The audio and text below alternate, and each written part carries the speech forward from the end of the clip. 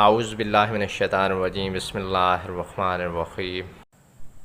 یزید کے دربار میں جب حضرت زینب کبریٰ علیہ السلام کی نظر اپنے بھائی امام حسین علیہ السلام کے خون آلود سر پر پڑی تو آپ نے ایسی غمناک آواز میں فریاد کی جس سے سب لوگوں کے دل دہل گئے، یا حسینیہ، یا حبیب رسول اللہ، یبن فاطمۃ الزہرا سیدۃ النساء العالمین، یبن بنت المصطفیٰ، اے حسین، اے محبوب رسول خدا، اے مکہ و منا کے بیٹے، اے فاطمۃ الزہرا سیدۃ النساء العالمین کے بیٹے، اے محمد مصطفیٰ کی بیٹی کے بیٹے۔ راوی اس واقعے کو نقل کرتی ہوئی کہتا ہے، خدا کی قسم، حضرت زینب کی اس آواز سے وہ تمام لوگ رونے لگے جو یزید کے دربار میں بیٹھے ہوئے تھے، اور یزید اس طرح خاموش بیٹھا ہوا تھا جس طرح اس کو سانپ سونگھ گیا ہو۔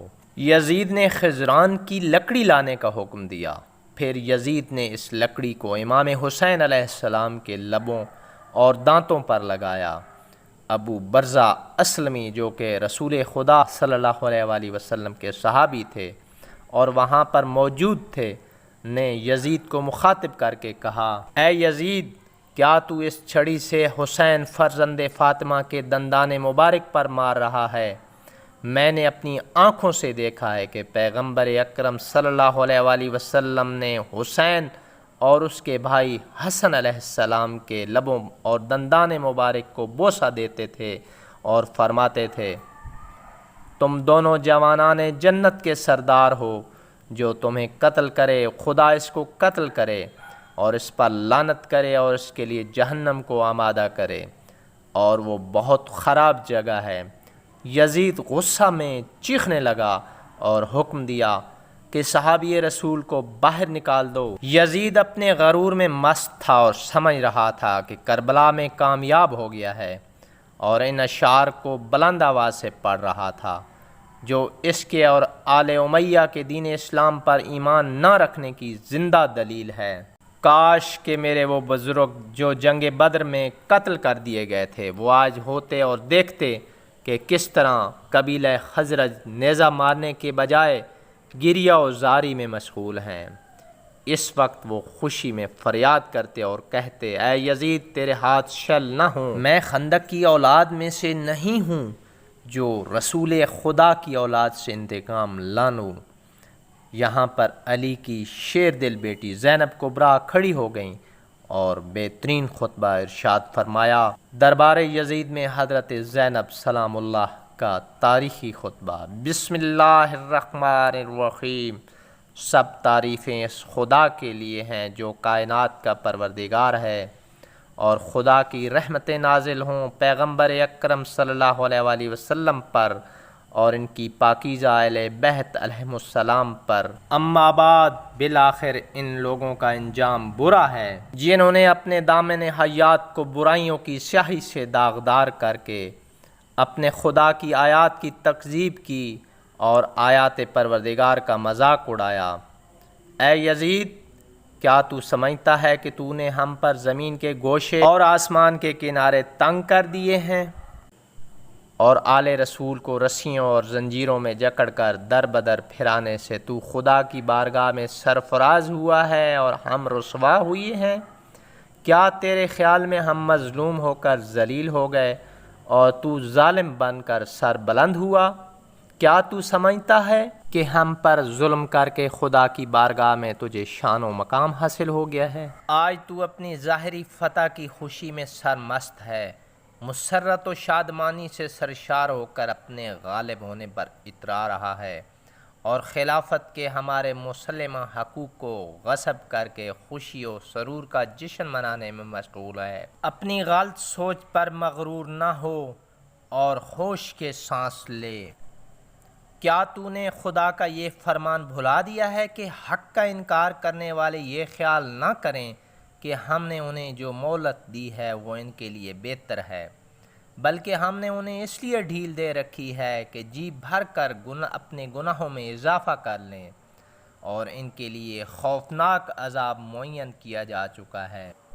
اس کے بعد فرمایا اے آزاد کردہ غلاموں کی اولاد، کیا یہ تیرا انصاف ہے کہ تو نے اپنی مستورات اور لونڈیوں کو چادر اور چار دیواری کا تحفظ فراہم کر کے پردے میں بیٹھا رکھا ہے، جبکہ رسول زادیوں کو سر برہنہ در بدر پھرا رہا ہے؟ تو نے مخدرات عصمت کی چادریں لوٹ لیں اور ان کی بے حرمتی کا مرتکب ہوا۔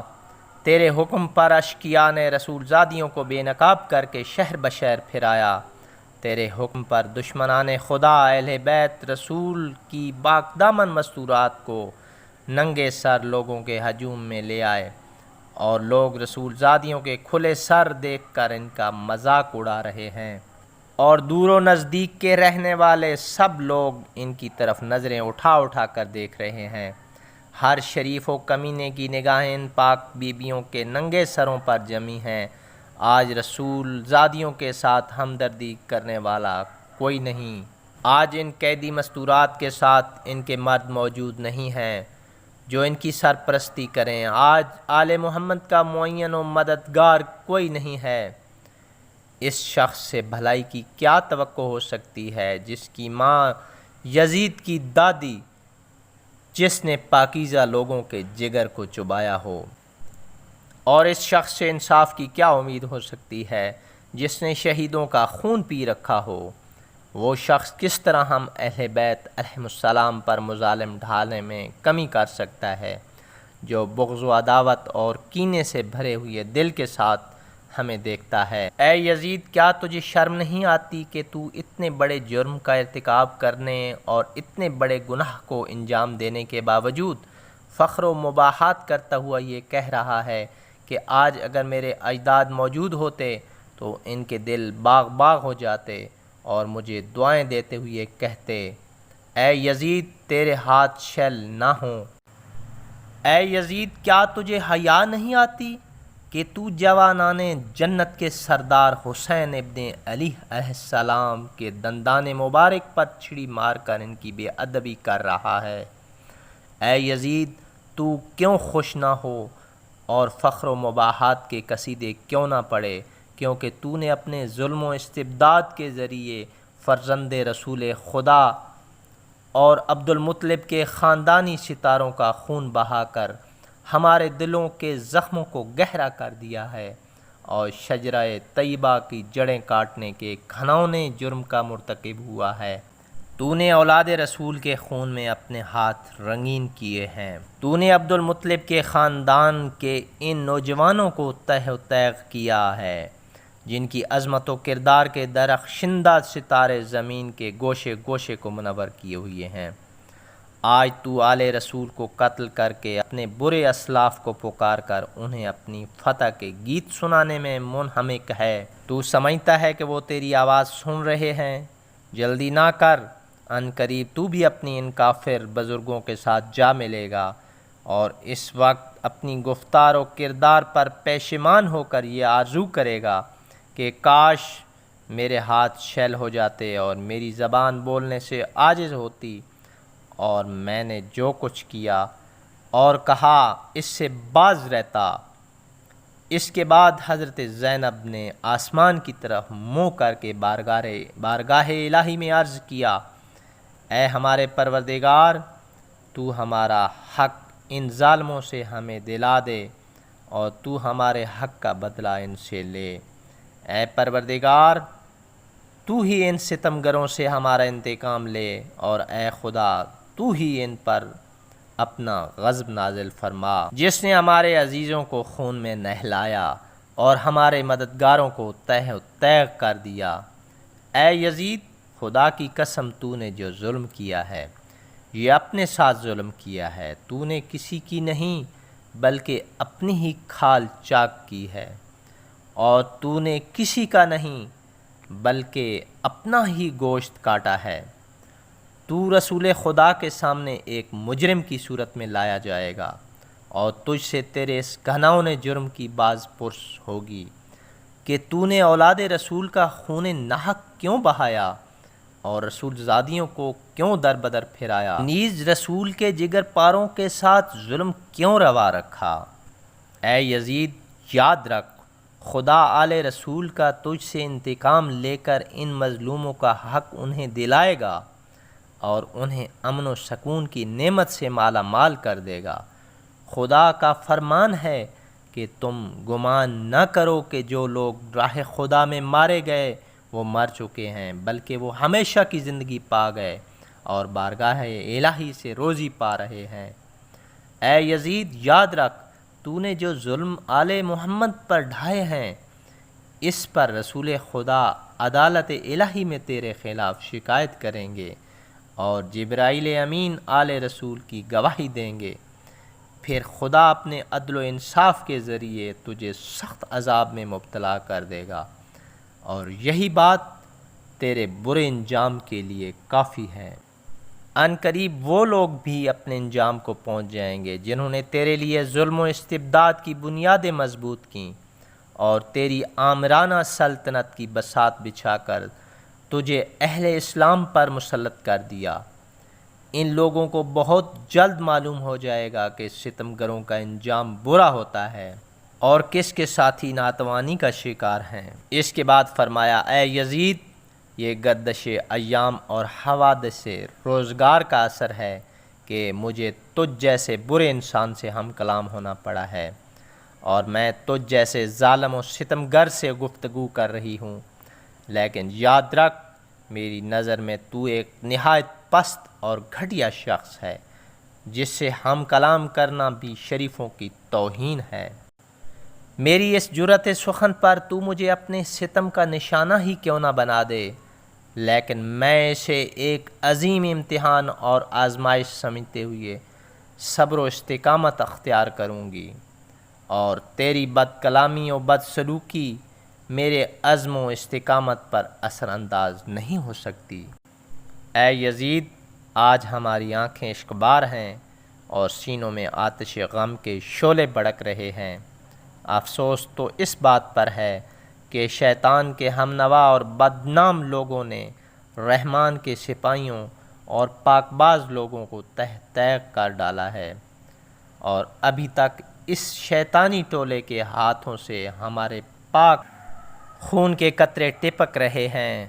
ان کی ناپاک دہن ہمارے گوشت چبانے میں مصروف ہیں، اور صحرا کے بھیڑیے ان پاک باز شہیدوں کی مظلوم لاشوں کے ارد گرد گھوم رہے ہیں، اور جنگل کے نجس درندے ان پاکیزہ جسموں کی بے حرمتی کر رہے ہیں۔ اے یزید، اگر آج تو ہماری مظلومیت پر خوش ہو رہا ہے اور اسے اپنے دل کی تسکین کا باعث سمجھ رہا ہے، تو یاد رکھ کہ جب قیامت کے دن اپنی بدکرداری کی سزا پائے گا تو اس کا برداشت کرنا تیرے بس سے باہر ہوگا۔